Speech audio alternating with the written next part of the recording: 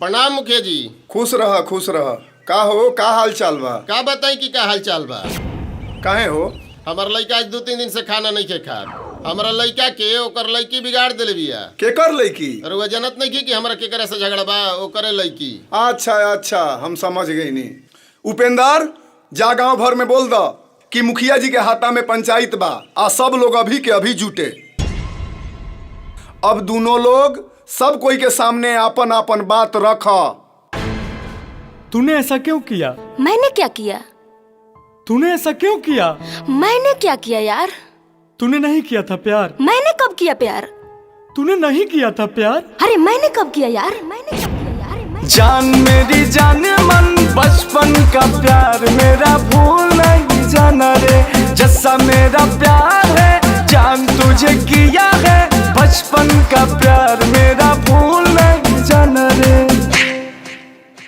बकवास बंद करो। करती थी वादे कभी 7 जन्म के, रहेंगे हम सिर्फ तेरे ही बनके। पल भर में सारा इज्जत नीलाम कर दिया, अजीब लगते हैं आज तेवर सनम के। अरे बेटा तनी होश में बोल, ना तो सब जोश ठंडा हो जाई। हमार बेटा बिल्कुल सही कहता और जौन कहता एकरा के कहे दो, नहीं तो हमरा से बुरा कोई ना होई। शांत रह लोग। दोनों लड़का लड़की के बोले द, ओकरा बाद फैसला होई।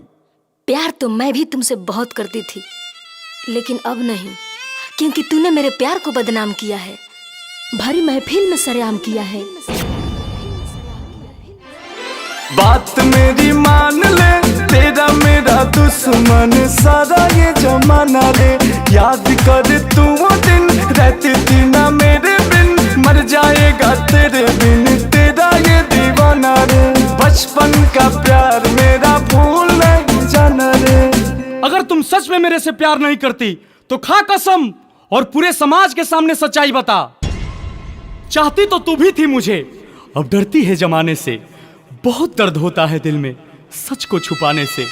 सोचा न था कभी होगा ऐसा मंजर प्यार का। अरे सोचा न था कभी होगा ऐसा मंजर प्यार का।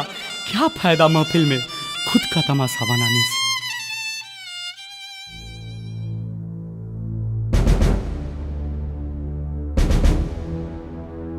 बोला बेटा, तुम्हारा मन में जो भी बा खुल के बतावा। सच्चाई तो यही है कि मैं अंकुश से अभी प्यार करती हूँ, तब भी करती थी, लेकिन समाज और पापा से बहुत डरती थी। हम तू लोग के प्यार के सम्मान करतानी और तू लोग के प्यार हमरा कबूल बा।